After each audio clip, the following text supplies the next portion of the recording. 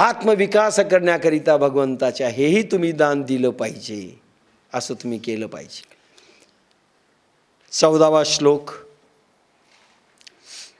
अन्नाद् भवन्ति भूतानि प्रजन्यादन्न संभवाः यज्ञाद् भवति प्रजन्यो यज्ञः कर्म समुद्भवः.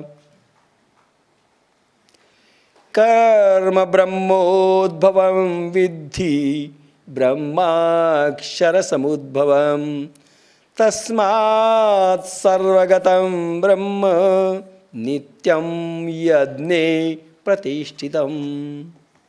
14 आणि 15 श्लोक भगवद्गीता.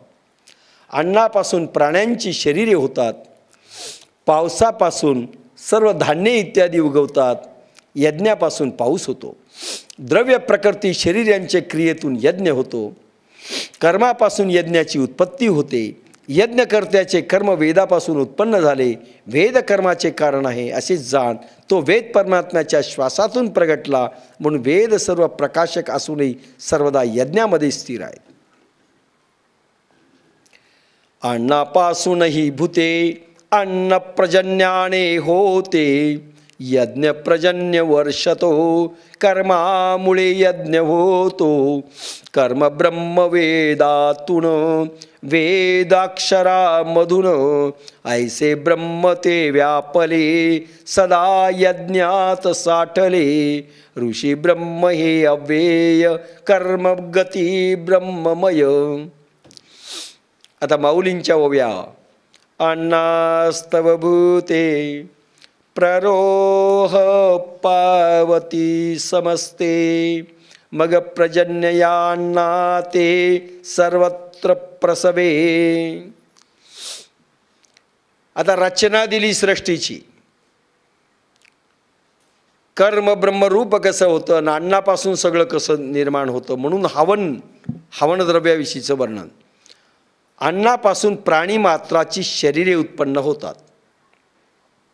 आपण अन्न नसतं खाल्लं तर मेद मज्जा अस्थी रक्त होईल का तयार? अन्नापासून प्राणी मात्रांची शरीरे उत्पन्न होतात, वाढतात व पाऊस या अन्नाला चोहीकडे उत्पन्न करीतो. अन्नधान्य कोण उत्पन्न करतो? हा पाऊस, पर्जन्य.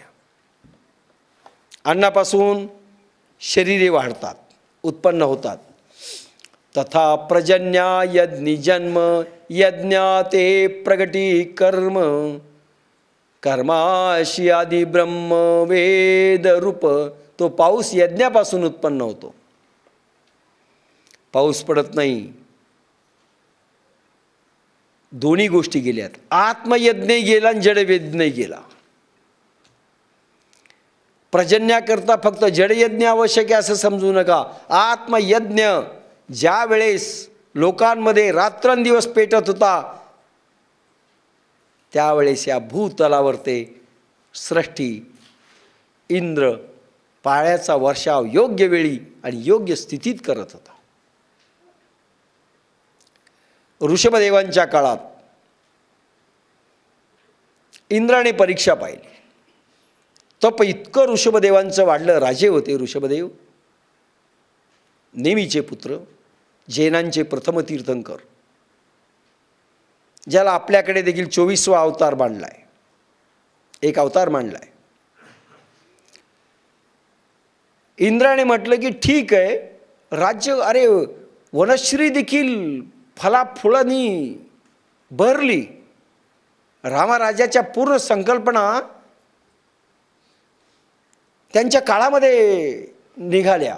गायी दूध देऊ लागल्या. स्त्रियांना त्रास झाला नाही. स्त्रिया पतिव्रता, पुरुषही धार्मिक, पुत्र निपजती निजकुल दीपक, अशी सगळी स्थिती होती. जशी अयोध्येची होती तशी ऋषभदेवांची होती. आणि म्हणून इंद्राला वाटलं की आपल्याशिवाय पर्जन्य मी रोखलं तर काय होईल, पाहूया काय यांचं तेज आहे, काय तपश्चर्या आहे. म्हणून इंद्राने काय केलं, पर्जन्याला ऑर्डर केली की वर्षाव करू नको. दुष्काळ पडला. पण यांच्या तपाने, यांच्या आज्ञेने मेघ निर्माण झाले.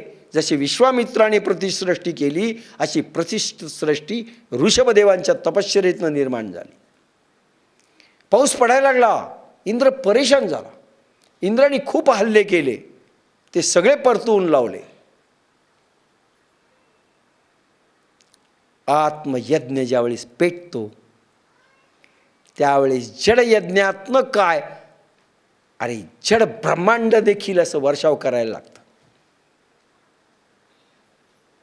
चैतन्य ब्रह्मांडाच्या देवता प्रसन्न होतात आणि देऊ लागतात. तो पाऊस यज्ञापासून उत्पन्न होतो आणि यज्ञाला कर्म उत्पन्न करीते. म्हणून यज्ञ म्हणजे ते हवनद्रव्य लाकडं आणि इथं नाही आहे, इथे कर्म उत्पन्न करतं.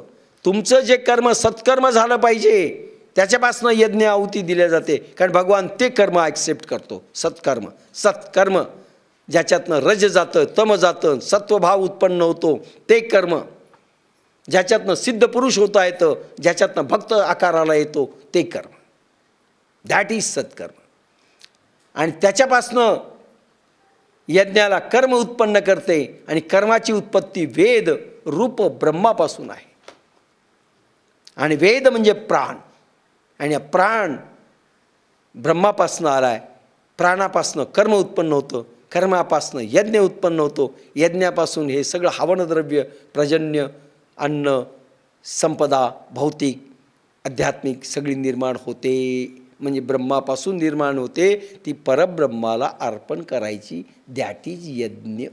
सगळंच अर्पण करा, चेतनही अर्पण करा, जडही अर्पण करा, सगळं अर्पण करा.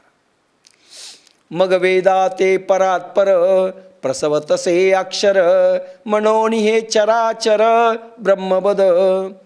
ब्रह्मबद्ध.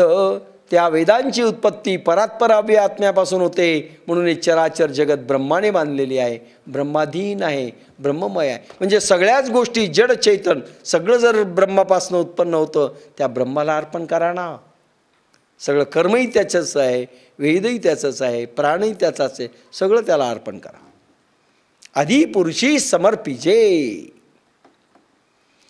परिकर्माची मूर्ती यज्ञी अधिवास श्रुती, ऐके सुभद्रापती अखंडगा. पण हे सुभद्रापते ऐक, कर्माची मूर्ती जो यज्ञ, त्यात श्रुती वेदरूप ब्रह्म निरंतर वास करीत आहे. सुभद्रापती अर्जुना तू ऐक, कर्माची मूर्ती जो यज्ञ, कर्माचं पूर्ण मूर्तिमंत जे यज्ञ आहे, तर त्याची श्रुती वेदरूप ब्रह्म निरंतर वास करत आहे. ब्रह्म श्रुती रूपाने वास करीत आहे. ही कथा पुढे ते सांगतील. किंवा अखंडगा, किंवा भगवान म्हणतात सुभद्रापती अखंडपणे परब्रह्म परमात्मा कर्मास समर्पण यज्ञात केल्यानंतर तिथून ब्रह्माचंच प्रगटीकरण होतं, कर्म ब्रह्मरूप होतं, यज्ञदेवता प्रसन्न होते, ब्रह्म अखंडित राहतं. म्हणून प्रत्येक गोष्ट त्या यज्ञपुरुषाला अर्पण करा, पूर्ण कर्म अर्पण करा, हवनद्रव्य म्हणून सगळे ऐहिक पदार्थही अर्पण करा, परमार्थिक अर्पण करा. आणि हे सगळं अर्पण केलं की ती यज्ञदेवता, तर ब्रह्म प्रसन्न होईल. तीच श्रुती, तीच वेद प्रगटले म्हणून समजा तुमच्यामध्ये.